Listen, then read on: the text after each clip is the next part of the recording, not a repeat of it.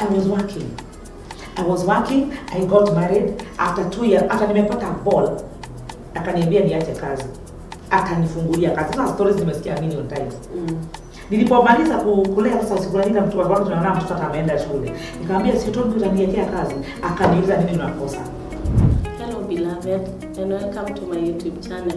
My name is Evelyn Maina and today we are talking on marriages and we have a counseling psychologist.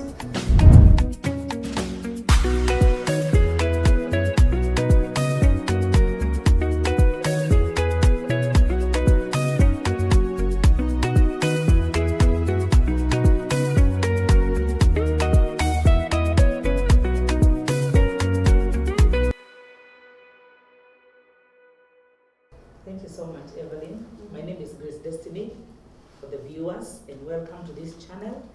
We are going to discuss so many things. I'm a counseling psychologist. I am also a life coach, and I do several videos. I do several contents in different places. I have my platforms, all named Grace Destiny. And welcome so much. Asante sana. My first question would be, in the contemporary society that we have today, why are marriages breaking left, right, and center? Yeah. According to a study, 65 to 70% of the people today are living as separated. Separated. Yeah. Separated and divorced. I would say single.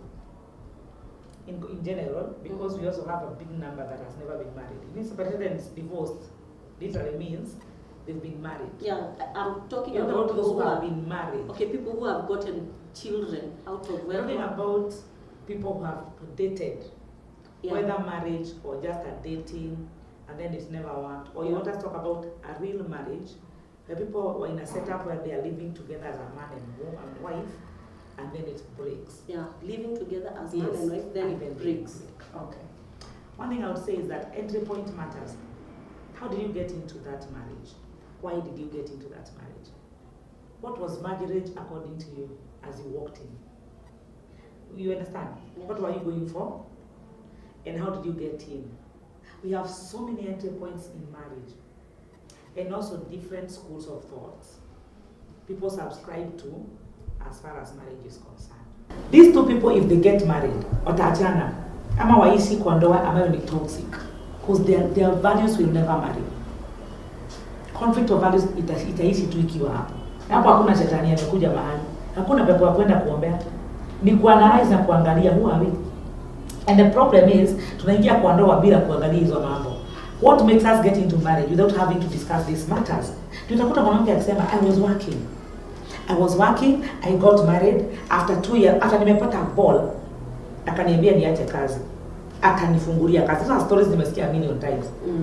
Nilipomaliza kulea sasa sikulanika mtu wangu tunaona mtoto ameenda shule. Nikamwambia si tu utaniwekea kazi. Akaniuliza nini unakosa. Unanienda sana. What is the problem in this kind of a manner? They never discussed it wakikoti. Kwa nini hakuna hiyo discussion? And we bring it now and discuss it. We can discuss, but it's very hard. Remember, you're already in a marriage. Maybe you have a kid or two. By the time mwanamke anakuja kurealize ya kwamba alichezwa hapa, hata hii rudi job na hata hii ikawa job, anakuanga amengoja anapoamisiwa tu akienda kutafuta wanakosana, so ndio afike mahali aone kumbe hii kitu hivi, kumbe hivi ndivyo iko, yani it is the way it is. Ndio akuja sasa ile mkutano waongee, atakuwa take forever. Maybe hata kuna toa ile watatu hapo ndani. Ndio maana nasema hivi, if people can be able to talk things out before you get into a marriage, and that can only happen wakati watu wako desperate. Unajua siku hizi even men are desperate to get married, just like women are desperate to get married. Unakuta jamaa anakutana yeye anakuambia Evelyn, mimi sitaki mwana, I don't want a girlfriend, I want a wife. Msha shift gears, hakuna kujuana. Mnakutana mara ya kwanza wherever you meet, whether in a hotel or in church, wherever. Si mmekutana. Na mnakutana kwa kwaya, mnakutana, mnazindikishana, anakuambia wewe ndiye nimeona nataka kukuoa. I come to ask myself a question, and that question is supposed to mtu ajiulize peke yake hapa. Kwa nini a man is telling you nimekuona nikajua wewe ni bibi yangu? Immediately you get flashes all over your body, butterflies. Have you taken time to know whether he's also your husband? No, and is it even real? Yeah. Is it even real? Real? It's It's not. That's better ita hivyo. Well, Forever, alafu unawacha hivyo. You may be his wife. For what? What are you a means to an end? Is it about you or what you can do? Is it about you or the community? Is it that he wants kids at this age and now you're the woman that he looks like? Because there are so many reasons why people get married. A woman will look into a man's life. Jamaa tu ataanza kuwa na dema, anakuwa strategically positioned. She walks around him, anampigia simu nini. Jamaa anasikia ni kama udem ameona a potential husband na amempenda. Is this girl seeing you or your wallet? Is it your standard or your status? Is it all that handsome ameona? Amekujia nini hasa? Reasons zile poa za wewe kutaka ku get married ni gani? First of all, you have to rhyme in purpose. So you're the only reason. Oh, really? Without, you are nothing else but your purpose. You are purely your purpose. And the person is purely their purpose. Unfortunately, even an individual, that is the only reason. It is the only reason. Okay. Because we live for purpose. If at all we are talking about godly perspective. Not stories za kuzaa na kununua mashamba. Na kununua mashamba. You know what is companionship? You know what is companionship when it refers to God? You know God does not know you without your purpose. Companionship is where I support your purpose, you support my purpose. That is period. Companionship. Yes. So everything here is revolving on purpose. That is my view as Grace Destiny. Okay. Because the people believe we are here to get children. And you know why I'm talking like that? Because when it's purpose, you can never ever. Where's equal who you are not? You can never live without yourself. I mean outside yourself. Yeah, you cannot. And he can't live without outside himself. So if himself and yourself are together, the purposes are rhyming. Nothing can separate you. I've seen couples whereby, for example, I can use maybe they are all ministers of the gospel. And they are rhyming. Like maybe a man is in the church, he's a pastor, he's a bishop. The woman is the woman of God. She's doing ministry with women and children and such things. And this is her passion, then this is his passion. Can you understand? Do you know kuna vitu zinaweza tokea ukutanga hata vita kubwa sana zinatokea lakini this holds them together like glue that can never be separated. That purpose yes, itself. because it is the common factor. So you have to have a common factor that brings you together. You cannot have a 100% purely independent life and the other person, yani maisha yenyewe kuna mali napatana. Una pull hivi na pull hivi. Exactly. It will become so bad. Juzi usiku nilikuwa TikTok nikasema in the path of purpose kuna destinations, kuna stopovers. There's a stopover umemaliza shule, now you are going to college. Si ndio? Ukishaingia college, maybe unaanza kupata a calling that is in line with the studies you are doing. Unashika barabara unaanza kufanya kazi kwa community ama in the church or wherever you belong, unaanza kufanya ukiguza mioyo in the same line. For example, unaanza kuwa mwalimu. You've done education. In the church you can teach Sunday school. In the process, you are walking in that path. Kuna wakati, because God is a God of seasons. There's a season when you're supposed to get married. Do you know it is very possible to rush in the same path? Tunataka Nairobi. Unaenda Thika. Si kuna Roysambu, kuna Githurai, kuna Ruiru, kuna wapi? Maybe your marriage is in Ruiru. Ufike Githurai pia pressure from the community. Oh, I don't know what. Ufikiria hapa ndio nataka kuolewa. You're still on your path of purpose. Sawa. Hapa Githurai kuna njia mbili, kuna yenye inaenda Thika na inaenda town. Upatane na jamaa. Purpose yake ni Nakuru. Wow. Opposite destination yake ni Nakuru. Destiny yako ni Thika. Si mmepatana hapa? After ienda mahali. You know why? Anafaa kwenda hivi, unafaa kwenda hivi. That is toxicity. Mnakulana hapa. Everything is not working. Mnashindwa nini baada nini? Ni purpose. Una feel a merge. Ndio nikasema unaweza kuta mwanaume amesema hataki kuona mwanamke wake akifanya kazi. Na yeye mwanamke ako na visions, anajionanga akinunua maplot like the Vatias woman in Proverbs 31. Anajionanga akiwa CEO. Anaona akiwa CEO. Mwanamke hata mwanamke akijaribu kuanza kiosk. Hata si CEO, hiyo ni kiosk. Jamaa shamgonga kichwa. That is an indicator. Wewe hayuko kwa line ya purpose yako. And you will never get your destiny. And the thing that we can do is kuachana tu. Basically. That is it. Because I look at it this way, God values destiny more than marriage. Before you were married, you were living your purpose.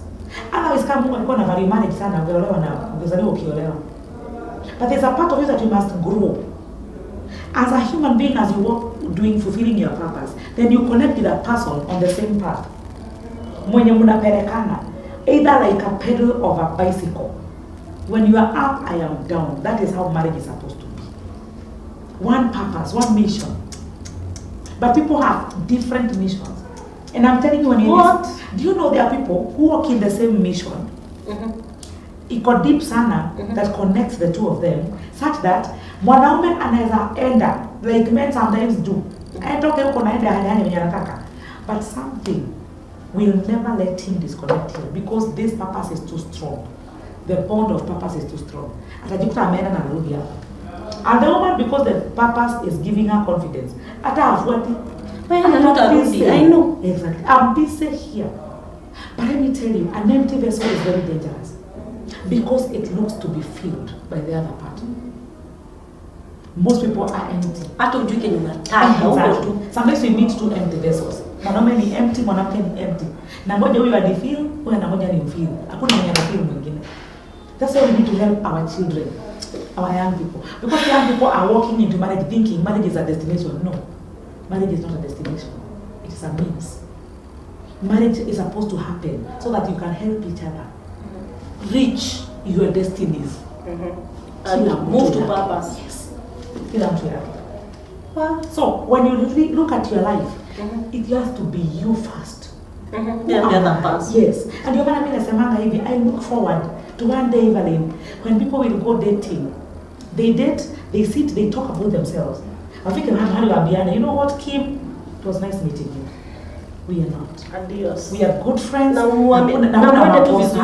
sina makosa. But we can't because my purpose hazipatani na mkubaliane na msalimiane na mwachane and everybody attends the other's wedding. That knowledge must get to the people. That is my vision. Because let me ask you a very literally, like a very obvious question. Or even an illustration. Kusema hii ni mafuta ya taa. Hii. Na hii ni soda ya Sprite. Sindio? Zote ni clear. Hii mafuta ni mbaya ama ni mzuri? Ni poa. Kwa nini? Si mafuta inafanya na inafaa kuwa mafuta. Na inafaa maybe kuwekwa kwa gari. Ya taa. Ya taa ni washa moto. Kuwasha moto. Iko na purpose. Hii ni soda ya Sprite. Ni mbaya? Si mbaya, unafaa kunywa. Yeah. Mix the two. Utakunywa? Utakunywa. Utawasha moto. Juu itakuwa ina test mafuta taa. Na utawasha moto nayo. Na ukunywangi mafuta taa. Good. Na utawasha moto nayo. Isha dilutiwa. So, that is how marriages. Bwana si mbaya. Anahitaji tu kikombe, bibi mwenye ni kikombe, papasi kamiliki. Mafuta si mbaya. Inahitaji tu kuni, imwagiliwe, papasi kamiliki. Some people marry wrong. The purposes from the initial stage zinaharibikiana tu. And the solution is just quit. The solution is be convinced that your purpose is greater than your marriage. Make a step. If at all this was meant to be, mimi nasemanga hivi, wana vitu ya keura roga, ati chura ruka kudani ya maji utoke nje. Mimi usema hivi, unaruka unaenda wapi? It's one thing to jump. Where are you going? Because you can jump from this water, get into another water, or even in the fire. Yeah. So you have to define yourself and understand yourself. Where am I going? If you can jump out of a marriage and directly walk into your purpose, you are good to go. Because if that marriage was meant to be, within your purpose as you continue serving in your purpose, it will locate you back. I've seen people separate. Everybody goes and grows in their own ways. Grows in their own ways. Somehow, the path of destiny brings them back together. Because what was the problem was the emptiness they were portraying to each other. So when they were full, this one was complete, the other one was complete, they were able to marry. Because emptiness cannot marry. It is too toxic. Marriages. And my question was, why are marriages failing left, right and center? Kuna divorce mingi sana, watu wanachana, people wanakuwa single again. Yani people are living as single people. Why? One of the reasons why is that many people are in marriages and they don't know why they're in marriages. Walioleka tu. Some people got into fire of chemistry and they just felt, I can't do without you.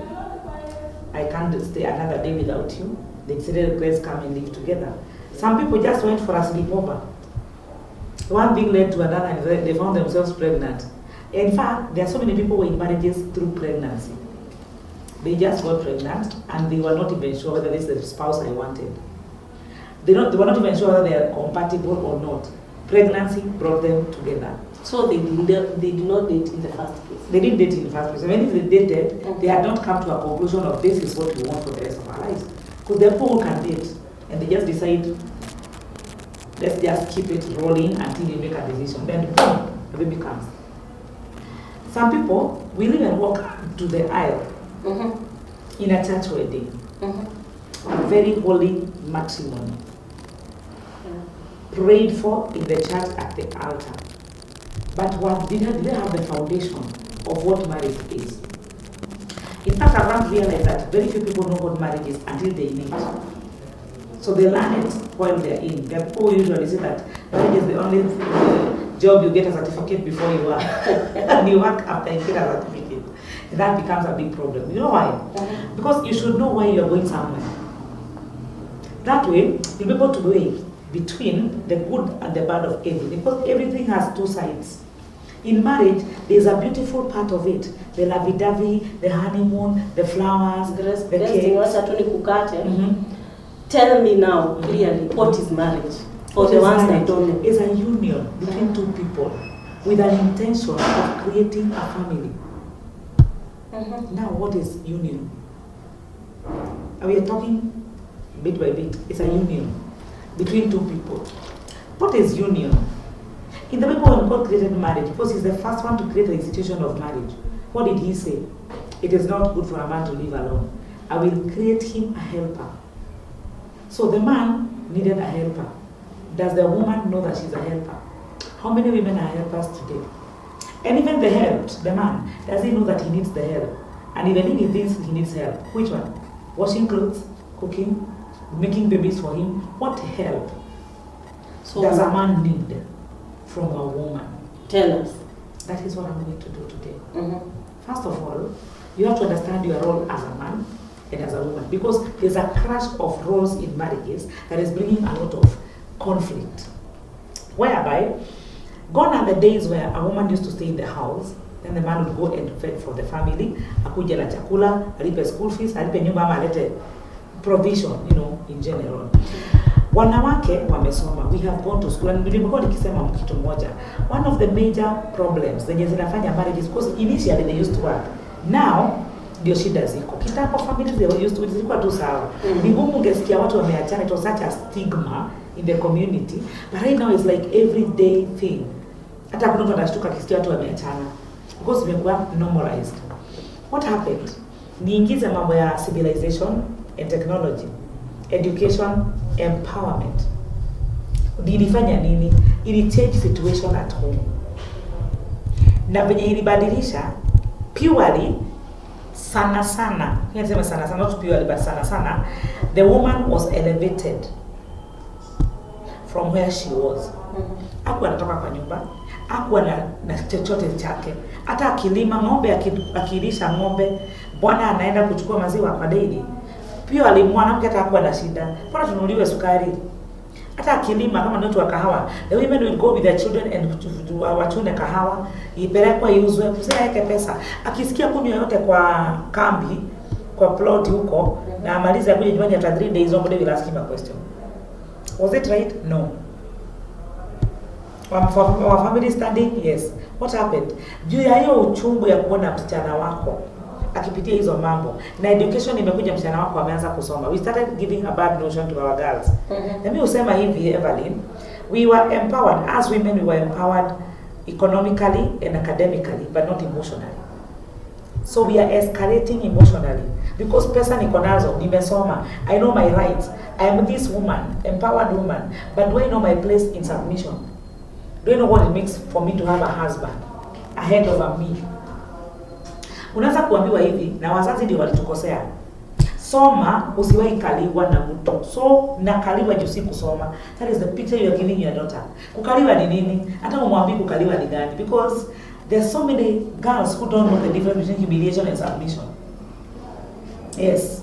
They feel mwanaume akikwambia nipitishie maji ya kunywa, unasikia kama ni humiliation. He's just a king. Yeah, he wants to be served. But how many women will do that after ametokea job 5? Mufike pamoja 6, utajiendea maji yako. So, issue is, what is the notion of marriage? Ukiambia mwanamke submit, anaona nini? Ni submit kwa mtu na tunalipa nyumba pamoja. Submit kwa mtu anakuwa na pesa nyingi kumliko. Those are the things that are turning in the community. I get so many clients wanakuja counseling, unasikia mtu akikwambia aje, "Hey, mimi wa mwanaume akumbuke hata mimi nimesoma. As long as nalipa bills kwa hiyo nyumba, mimi si lazima niamke nimpatie chakula akichelewa, ajipange." And I'm asking myself, one of the questions zenye sijapata jibu Evelyn, ni ya kwamba when girls even kitambo fell in love, they were never told to go and wash clothes for boyfriends zao. Ilikuwa natural. You want to serve. You want to be beautiful for that guy. You want to cook well, you want to clean, you want to panga nyumba yake. You want to feel nice, nyamaza, acha kuherere. You want to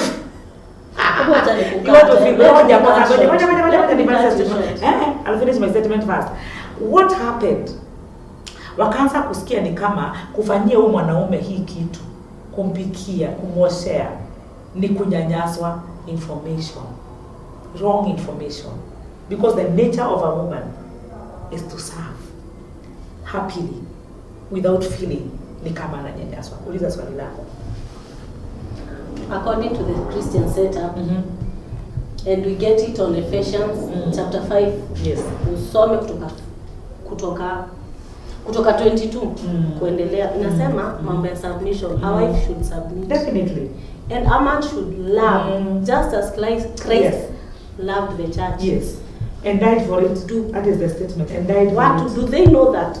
Ama why kwa nini kuna mjadala? It is clear inafaa kuwa hivyo. Because without questions. Because not everybody is subscribed to that.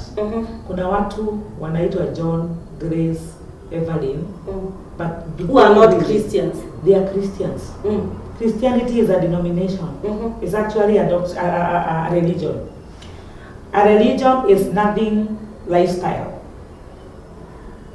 It is some dogma somewhere that should be followed, but does your spirit subscribe to that? Because if your spirit does not submit to that word, it will never work for you. You will never feel the urge to fulfill it. Are you telling us that the Bible is incorrect? You don't read the Bible? Or between the two? Why aren't you understanding? Which one did you get what I said? There are people who have names of Christianity. They even go to church. They even think they are born again and they believe they are following God. Yeah. But their spirits have not subscribed to that word. Wacha nikwambie, leave alone marriage. The Bible says, by his stripes we were healed. Do you know how many people don't? They say it with their words, but their spirits don't understand. Because human beings are spirits. If your spirit cannot worship God, you are doing nothing but making noise. If your spirit does not understand submission, you are doing nothing but making noise. It doesn't matter what you know with your head. What matters is what you know with your heart. And that is why ninasema information yenye watu wanapewa about submission is distorted because haisemwi vile nafaa. You're telling your daughter, mtu anakwambia aje umpikie chakula kama amekuja amelewa. Hakuna mahali mwanamke ameambiwa asubmit kwa mwanaume ameokoka. Hakuna mahali Biblia imeandika mwanamke asubmit kwa mwanaume ambaye hakuja amechelewa. It is clear. Kwanza Peter anasema nyenyekeeni. Kwa kunyenyekea kwenu na wokovu wenu mtawavutia kwa Mungu. What does that mean? A man will come, akuje na vituko zake. Si umeokoka unajua nafasi yako kama mwanamke. You will serve in that space regardless of whether he's giving it or not. Whether he's loving you like he should or not. Because marriage si 50-50. Si ukuje na 50 nikuje na 50. Si unipende bwanangu anipende 50 ni submit 50. No. Ni anipende 100 ni submit 100. So what I'm doing has nothing to do with what he's doing. Kila mtu akona roho yake. But today Tuko na marriages ajabu ambazo tunasema aje, bwana atasema siwezi mpenda kama submit. Mwanamke anasema siwezi submit kama sijapendwa. So who will start? Na hapo ndio shida ilipo. Na submit aje kwa mtu anipendi. Biblia iko andika nani anaanza kwanza. Kila mtu alipewa role yake, it's up to you. Sasa tutafanya aje? Ndio watu wa submit na wanaume wapendane. We cannot finish the topic as early as now. So let me continue explaining. Whenever God speaks, He will not tell you what you are able to do. The reason why you are commanded to submit is because haiko kwa mwanamke kusubmit. It's not natural for a woman to submit. And also it's not natural for a man to love. Definitely. That's exactly the point. So everybody is working out their salvation. Is working out their agenda. But are they trying? Whatever they have been Are they told. trying? We're not here to condemn Evelyn, we're here to teach. So kindly relax, I'm the teacher, you're the host. What someone is supposed to do is you come and ask yourself, do I want this marriage? Why did I get married? And that is why we are teaching, because the reason we teach, we don't come to condemn. Me as Grace Destiny, I don't say, kwa nini ufanye? Nakwambia unafaa kufanya hivi. That is the essence of counseling. That's the essence of teaching. Because at the end of the day, what will happen is, I will look at you, na umekuja kwangu umelia. Kuna mwanamke atakuja niambie, Grace Destiny, bwanangu hata anakujanga tu amechelewa, sasa hii ni 6 months, hata hajaifika mapema mimi nimechoka. People who are hurting because hawakuambiwa afanye part yao, whether huyu anafanya ama afanye. Mara nyingi tumesikia mpaka kwa Chinese language watu wakisema kiuraroga. Una jump ukienda wapi? Kwa nini unaenda? Unless it is physical. Na inaonekana ina risk maisha yako. As long as unaweza fanya kile unaweza fanya kwa hiyo marriage, do it. Problem kubwa sana Evelyn, kabla ulize the next question because I want to finish this statement. Mara shida mingi ni ya kwamba watu wengi hawaangalii side yao. Utakuta marriage inaisha, mwanamke anapoint mwanaume, mwanaume anapoint mwanamke. Hakuna mwenye anajipoint angalie tu ni part gani niliplay, hata kama ni kadogo. Kakafanya maybe ikafanyika. Because unafaa uangalie side yako. What did I do? Nilikosea wapi? Ndio nijaribu kutengeneza. Nienda dibaki nikijua kwamba I have no lawama side yangu. So maybe you can ask there as a question. But that is the bottom line. The bottom line is people must understand first of all, why are they married? And do they really want it?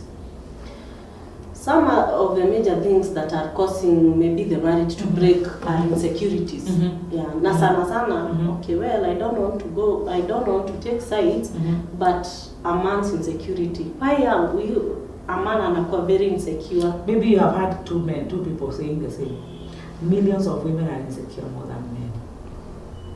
That's my field. So you're telling me, can be between a man and a woman, nani ana breaking your marriage? Okay, most of the times. The Bible says that a wise woman builds her house with her 2 hands. So it is a woman who is breaking it. That's what you're telling me. And a stupid woman, a wise woman builds her house, and a one who is not wise breaks it with her own hands. That is the Bible that says so. This is my concept. Marriage is between 2 people. Either can break. In most cases, nani anatokana kwa marriage kwa kwanza? Inategemea.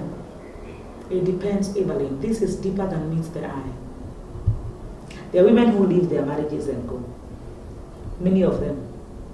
And there are men who wanafanya vitu ndio, yani they are probably you a question, Evelyn, towards. I'm your guest.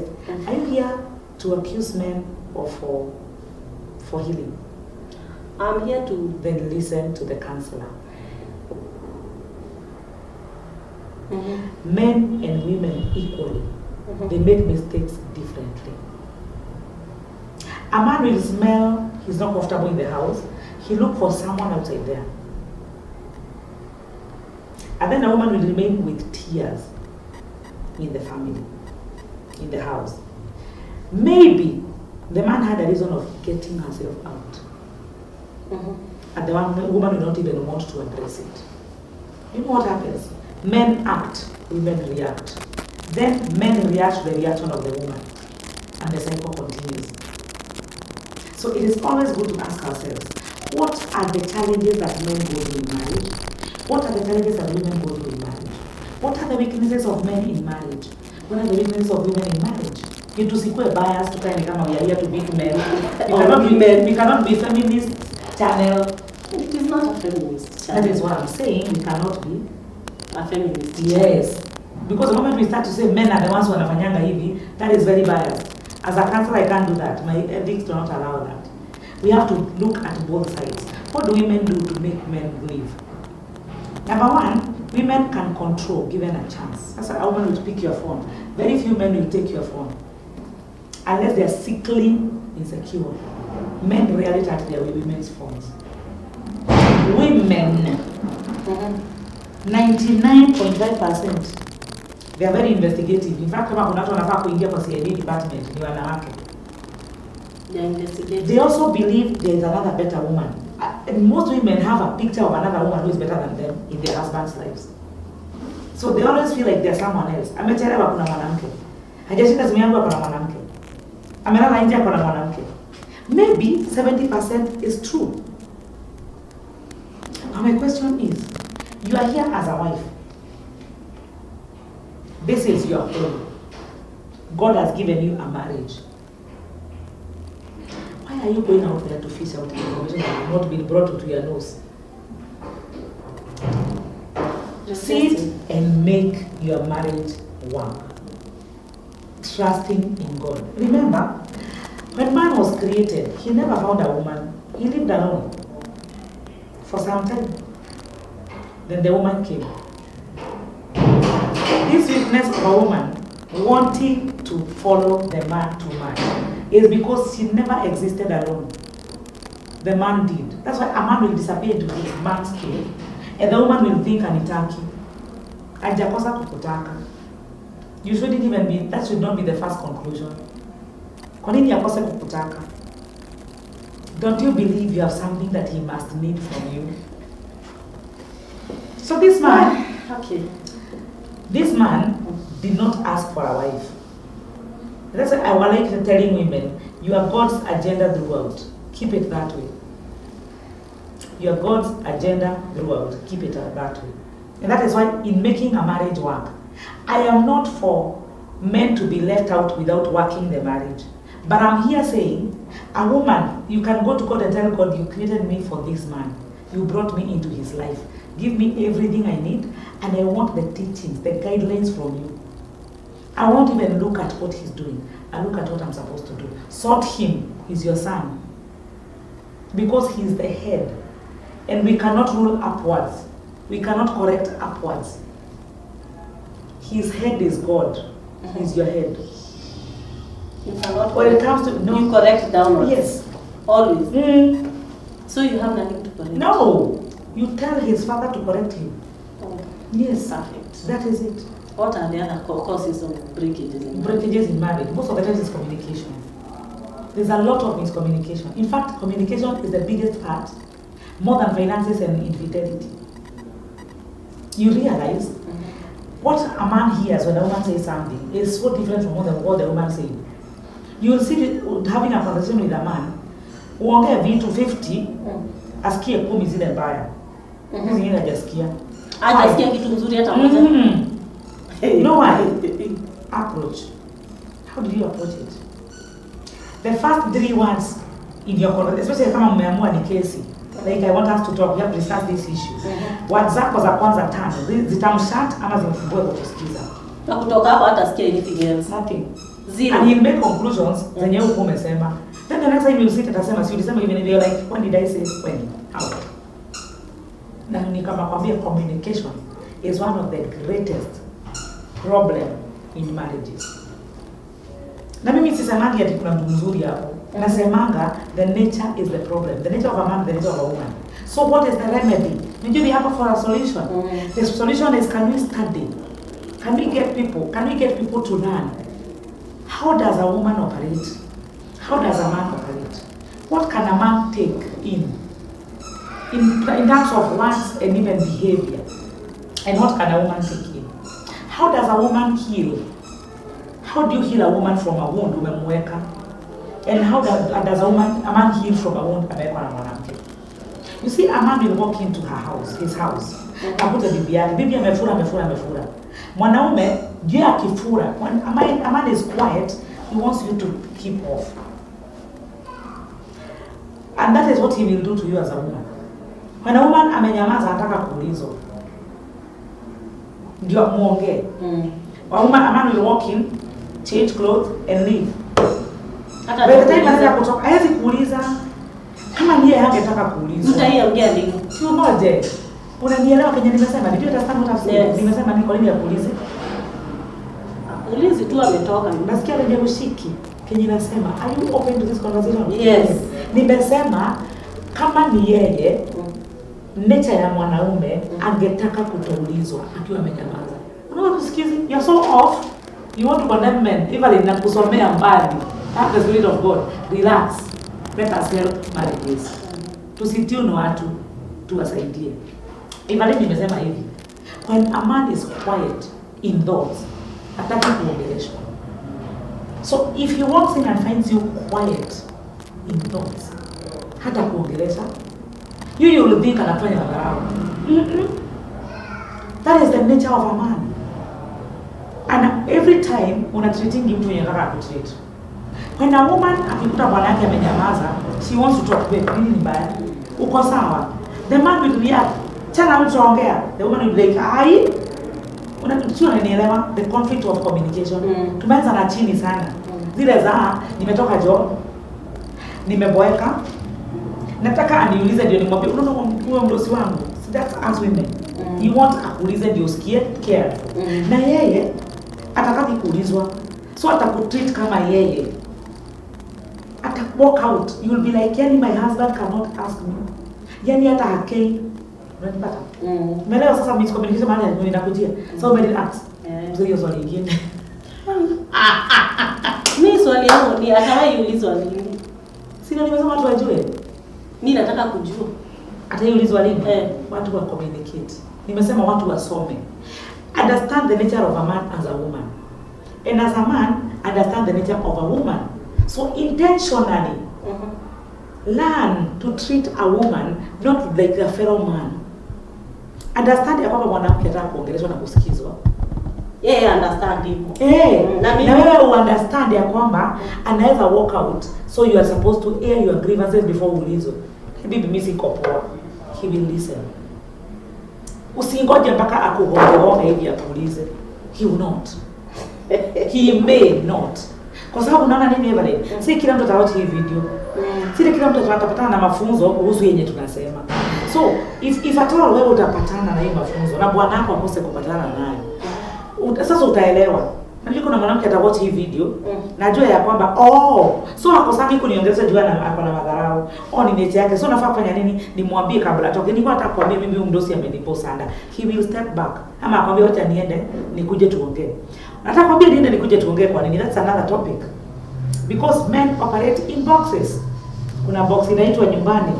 Kuna ingine inaitwa mabeshte, ingine inaitwa job, ingine inaitwa church, na kila kitu kingine yoyote. So atafikia aje maybe akona call ya mtu anafaa kukutana. You umemtajia hii, it's very important. Na hata si haipuuzi, it's very important to him. But my dear isha shift from home, iko hapa mahali anakimbia. So atakwambia aje, hata ikupea divided attention. Atakwambia nini? Wacha nimalize na huyu nikuje. A secure woman hata sikia ni kama amefanya madharau. Kwa sababu hakuna reason ya kufanya madharau. Ata relax angoje. So the bottom line here is how much do you understand your person? How much do you understand the other gender? Utakuta ya kwamba utarelax. Knowing ya kwamba my man is not like me. My woman is not like me. We are differently wired. Do you know why watu unakutanga watu mambo kidogo tumeleta shida?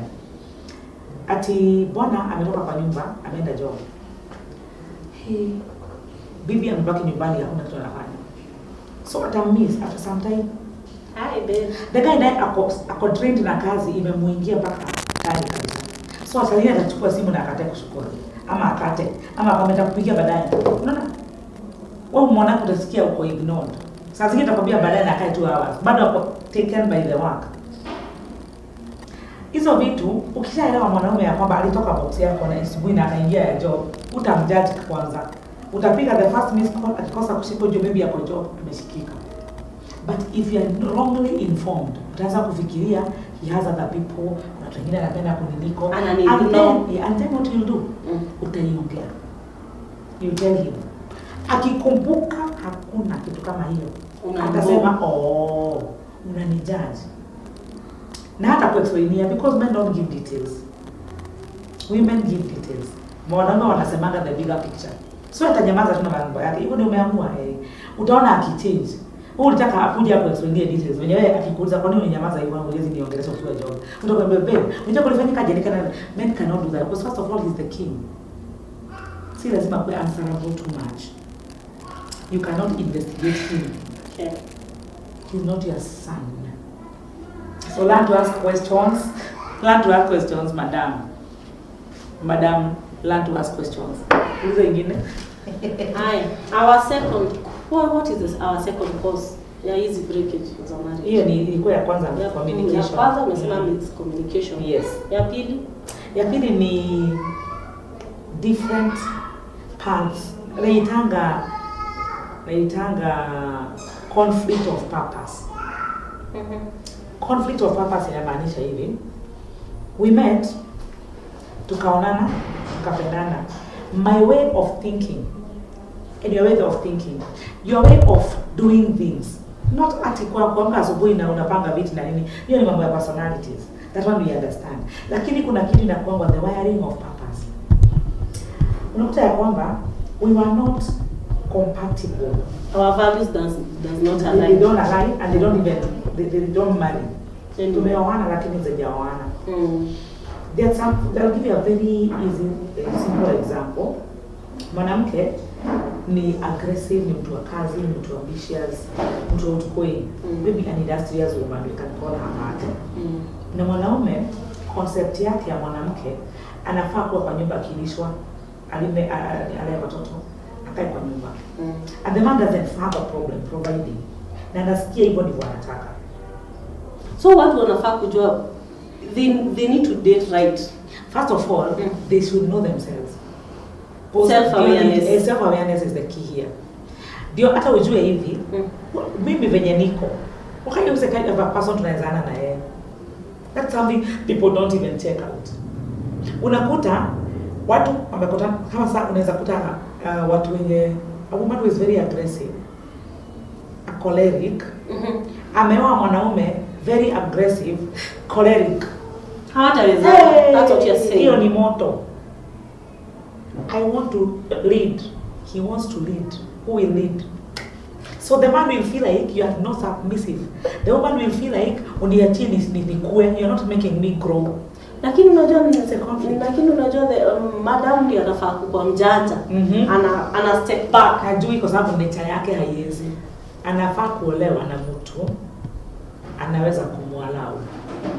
There are men who are confident, they are slow. They can allow you to lead. Na hana insecurity. And the others who are some. Oh my goodness. That's sasa unasikia sangu ile anakuanga too easy. But it depends on the other party yake ni nini. Okay. Unajua tunakuwa na zote nne in degrees. Yeah. Different degrees. Zina vary, zinakuwa ndogo kidogo. So mimi naweza sema hivi, jijue kwanza. Jijue kwanza hata kama wewe ni mtu kujituma. You know, you can always tell yourself, mimi ni mtu slow, mimi ni relaxed, mimi ni ule mtu natakanga tu kuniletewe, that's like a woman maybe. Mimi nikiambiwa nikae kwa nyumba nikae nitakaa tu. So mwambie Mungu, na hata sio tu mwambie Mungu, let your spirit align with the purpose of God concerning your life, because kuna ile direction Mungu anakupelekana. Remember, our lives are predestined. Yeah, yeah. So when you're in your predestined life, God will guide you to the person mwenye mna connect. Because God will never bring confusion. He's never another confusion. So ukijikuta in a wrong marriage, mambo ni mawili. It could be predestined you get to that situation, then come out. Okay. Because there could be a birth of purpose that needed a marriage and a separation. Said you will be able to come and tell people what to do. In purpose, you birth purpose in different ways. It can be birthed through pain and experience. And most of the people attacking. Na mimi niko na shida na Wakristiano sana. Because most Christians, they want to dictate the way God must do things. And they want God to do things in a particular way. And his ways are not our ways. No. You better align with his ways, because he'll never align with your ways. Okay. And even in your prayers, always tell God, let your will be done. That's a statement that we say with our heads, with our mouths, and never with our hearts. I'll go to the hospital. I don't want to go that direction. I'll go to the hospital and tell God, my social is sick. We were even declaring and declaring healing. We paralyzed and destroyed death. Yeah. That's why you're moving ametuma kuchukua mtu. You never go to stop doing all of declare. Your fasting will not change his mind. Joshua atafunga macho ukimuona. Na akufe tu kimuona. God is God. Hata niende. Because God is God. He's never made by anybody. He makes us. So even in this marriage, if you are perfectly in the will of God and you know very well that you trusted God for this, and then you got into it like a haribika, ask God what was the purpose of this marriage. Address God with purpose. He hears that language more than salvation. The purpose. What is the purpose of this pain? Pacha God, kwa nini mimi naumia? Nani alikuwa aumie? Why is the purpose that? What is the purpose of this breakup? I've done my part. I've tried reconciliation. I've tried conversation. This man is going and going and going. What is the reason? Is it me we are training, maybe for a ministry or a purpose to teach women about this and that? There's a woman who stand in a congregation of women and tell them, my husband left for 10 years. He did this and that and that. I suffered here and here, and today he's here with me. He brought me, driving me. Because eventually, God restored us. So you woman, you can wait and God will restore you. Is that not ministry? Would it have been bad? Angesikizwa kama angekuja atuambie tu wanangu hajaenda mahali. Ama wasikizana tu from the one hata iko sana. Hata iko sana. Utaambia nani wenye wamekosana kwa watakusikia. Hata hautajua venye watu wanakosana. Yeah, because they don't relate. Yeah. So what I'm saying is always walk with the consciousness of purpose. Even in your painful marriage. Make sure you're doing your part right. As a man, as a woman, do your part right. Let the rest be done by God. Because when I let nature take its course, there's no difference between nature and God. God is the creator of nature. It is simply says that the will of God be done. And that gives you peace. Peace is when you know you have done your best and there's nothing you can do anymore. And God is in charge. The reason you get peace is because God is in charge. When you feel you're not at peace, hujaipea Mungu. Because one of the reasons hujaipea Mungu ni unajua hata uko guilty somewhere. You're not so sure you are okay, pia wewe. So hujampea, you feel like you have the energy to fight. So ni bwanangu. Bwana nisimfuate akienda na atiambia amelala wapi, namfuata. Pikipiki imemfuata na kagari. What are you doing? You're doing the work of God. Sit back and relax. You can never do that until you're confident in God about yourself. So the bottom line here is, how close are you with God? Who is God to you? Do you involve him in all aspects of your life? Ama una life yako na life ya kiroho. Watu wanasema kuna maisha yangu na maisha yangu ya kiroho. Kuna maisha yangu na maisha yangu ya kiroho. That is the wrong concept. Yeah. Even your breathing is spiritual. And everything is supposed to be spiritual. And God must be involved in everything. So the moment you feel like you want to take life, law in your hands, that is wrong. And they're simply telling God, keep off. I can do this. If you can do it, don't go back to him to do it for you. Fix it if you can. That's destiny. Yes. Look at that camera and give us your parting shots. My parting shots. Wind up. I appreciate so much for being invited in this channel. And I'm so grateful that people want to learn about the things that the world has normalized. And people want a different opinion. Maybe people have felt like marriage must just come and end and it's okay. People have even said that marriage is a scam, but there are people who want the will of God because God is the initiator of marriage. And so we are here, and I believe this is not my last time in this channel. I will visit once again and again and again, and we are going to learn more in this. You can follow me on my channels, all my social handles. There's Destiny Facebook, there's Destiny in official YouTube, there's Destiny Masharia TikTok, and my phone number is 0724 537 530. 0724 537 530. We are building the body of Christ, and as I told you, we are going to go on bringing you seasoned men and women of God. Asante and kwaheri. Bye bye.